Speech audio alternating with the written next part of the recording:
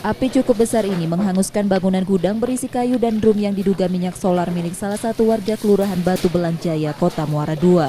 Kobaran api sulit dipadamkan meski petugas pemadam kebakaran setempat menurunkan 2 unit mobil pemadamnya dan dibantu warga karena banyaknya material yang mudah terbakar di dalam bangunan. Bantuan angin juga mempermudah api makin membesar. Beruntung lokasi kebakaran jauh dari permukiman warga.